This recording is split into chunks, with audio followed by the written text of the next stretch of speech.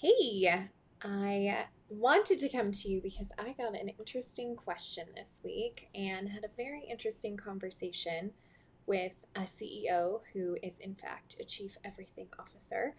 So, let me explain what that means. And for those of you that are tuning in that don't know too much about what I do, I am your neighborhood interim COO. So, with that being said, a Chief Everything Officer is somebody who is either a sole proprietor, and you are building a business with really just yourself, maybe some contractors, but mostly yourself.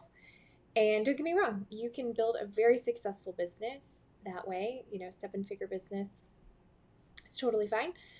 But if you have hit a ceiling, this is probably why. Another chief everything officer is somebody who has a team, but the team stuff keeps spilling over into your to-dos, tasks, etc. So you're either running the show all by yourself or you have a team, and a team that is having their tasks and to-dos spill over into your plate for one reason or another. So if you fall into one of those two categories and your ceiling or your business has hit a ceiling, here's what you can do to fix that.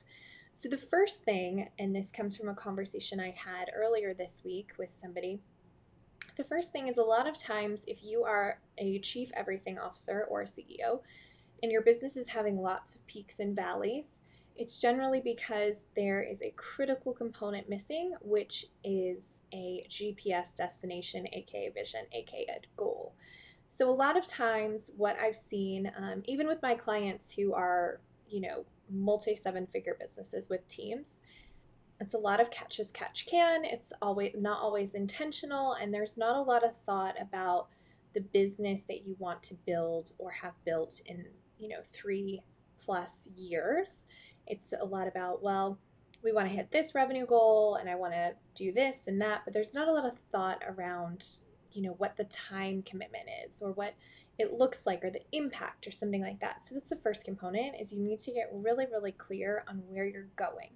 Because the conversation that I had earlier this week, this particular individual is very well known, very well connected, has a great business, but it's stuck. It's stuck in third gear, and the reason is simple.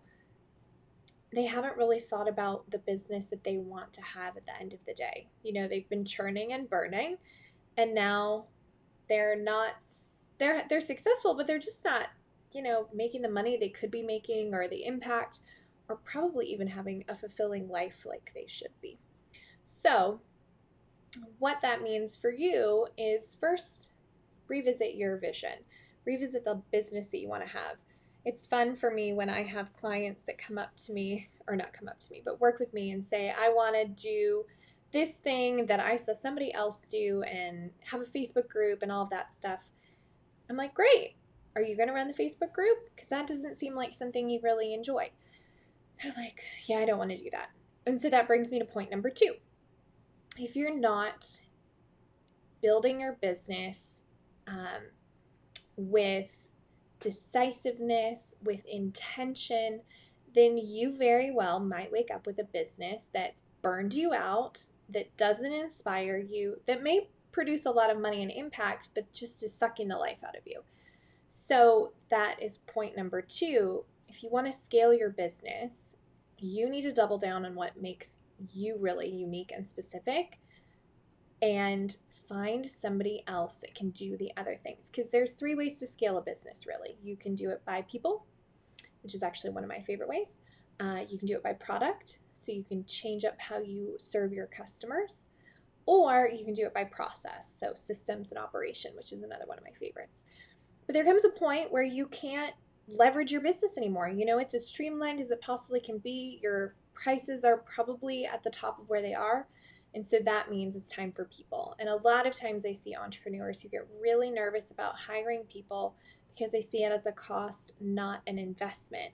And that's because, statistically speaking, they hire the wrong people. They hire generalists rather than specialists, and they hire worker bees rather than players. So if you are a chief everything officer who's either getting burned out or has hit a revenue ceiling or a time ceiling, it is time to re-clarify your vision and look at building a team that can help you do the things that you don't want to necessarily do that are necessary to build a business. So with that being said, again, recap, vision, second, build with intention. Figure out really what you want to do and the team you need around you, and then you can start making moves.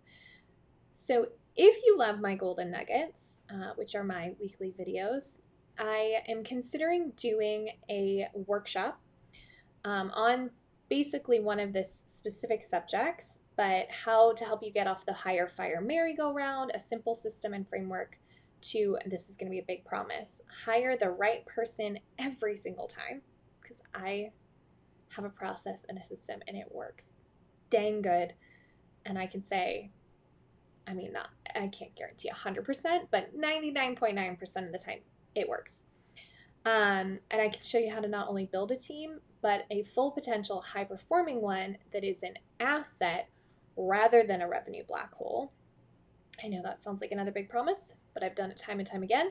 And last but not least, give you a way to communicate more effectively with your team so they're not only more productive, but they and you are happier and more successful. So if that resonates or feels exciting to you, I haven't decided to do it. This is a lot of the work that I do with my private consulting clients, but I love making an impact, and if that is something that tickles your fancy, I might do it as a semi-private workshop. So if that is something that interests you, drop a comment below, let me know, and I will keep you posted on if and when I decide to do that sort of workshop. So anyway, your Chief Everything Officer, it's time. It's time for you to really get intentional about your business, probably hire someone, and stop putting off the things that you know you need to do, but just are not in your wheelhouse. So with that, I hope you have a great day, and I will see you next week.